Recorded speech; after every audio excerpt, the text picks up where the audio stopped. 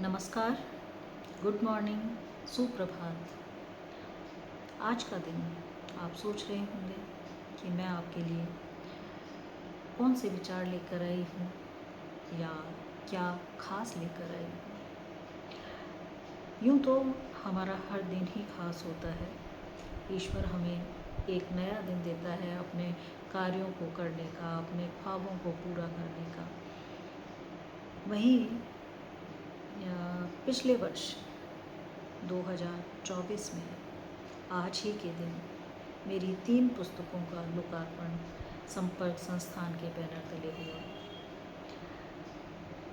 आज 1 वर्ष पूर्ण होने पर उत्साहित हूँ ये देखकर, ये जानकर कि लोग 1 साल होने महीने भर में जहाँ पुस्तकों को भुला देते हैं, वहाँ साल भर में इतनी प्रतिक्रियाएं लोगों की आई, पाठकों की आई, बड़े बड़े साहित्यकारों की भी आई तीनों पुस्तकों पर, और ये पढ़ी जा रही हैं, पसंद की जा रही हैं। मेरे लिए ये किसी उपलब्धि से कम नहीं है।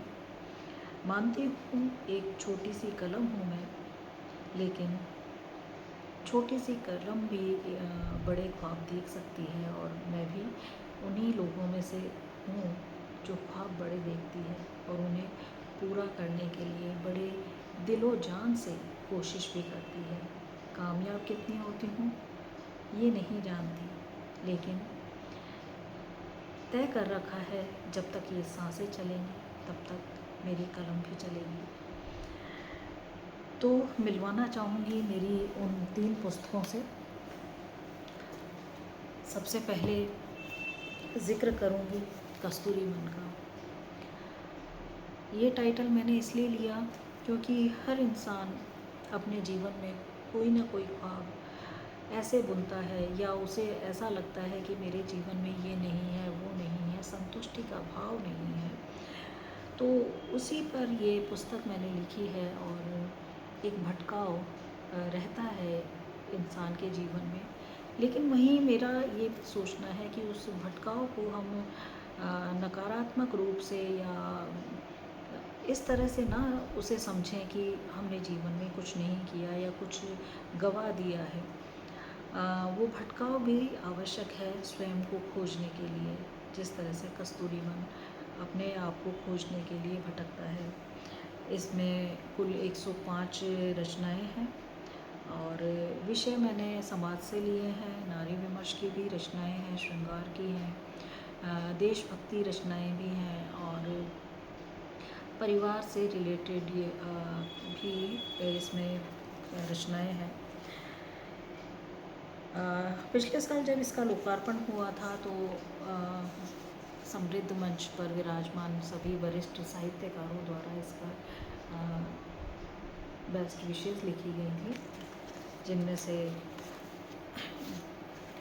वरिष्ठ साहित्यकार, आलोचक और शिक्षाविद आदरणीय दुर्गा प्रसाद अग्रवाल सर, और आकाशवाणी जयपुर से रेशमा खान मैम, मेरी मित्र रेणु शब्द मुखर, संपर्क संस्थान के अध्यक्ष अनिल लड्ढा जी, और मेरी बड़ी बहन डॉक्टर बबीता वर्मा।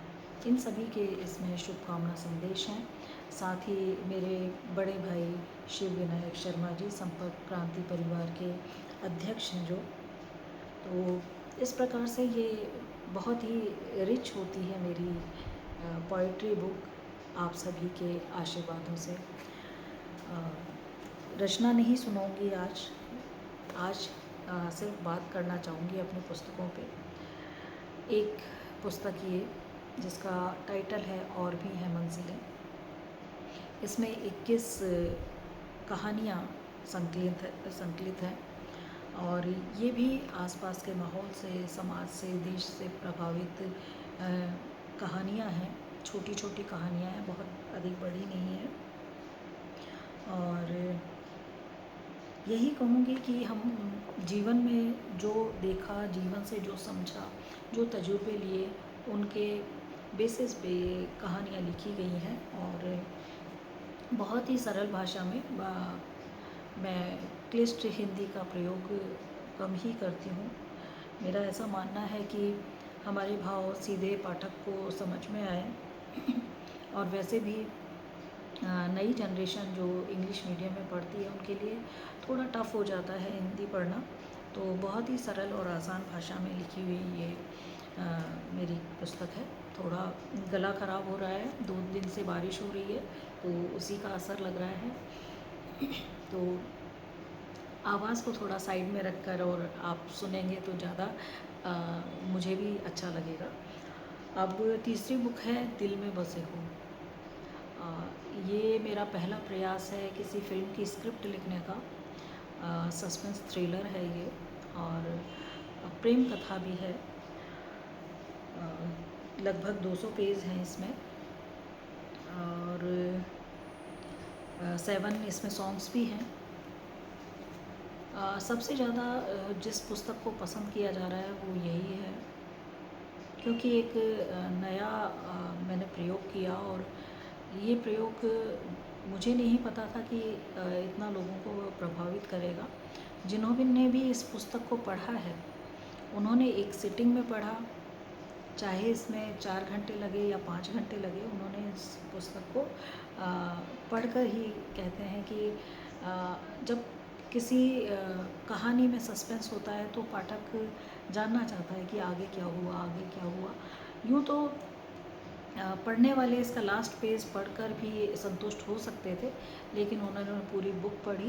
ये मेरे लिए एक मेरा सौभाग्य है कि इस बुक को इतना स्नेह मिला है। कुल मिलाकर बात करूँगी तो आज भी इन पुस्तकों पर जिस तरह से रिव्यूज़ आ रहे हैं तो हौसला बढ़ता है आगे लिखने के लिए। कलम को गति मिलती है कि यहीं नहीं रुकना है, आगे चलते रहना है। और जल्दी ही कुछ पुस्तकों के साथ आप सभी से फिर से हिमाद्री समर्थ मिलेगी। तब तक के लिए मैं आज्ञा चाहूँगी। आप सभी का स्नेह, प्यार, दुलार और अपनत्व इसी प्रकार से मिलता रहे, भर भर के मिलता रहे। मेरे फ्रेंड्स, मेरे परिजन, मेरे फॉलोवर्स सभी के लिए यही कहूँगी, आप सभी का सहयोग है तो हिमाद्री समर्थ की कलम इसी प्रकार से चलती रहेगी। तो सुप्रभात के साथ आपसे विदा लेती हूँ। मैं हिमाद्री समर्थ, जयपुर, राजस्थान से। नमस्कार।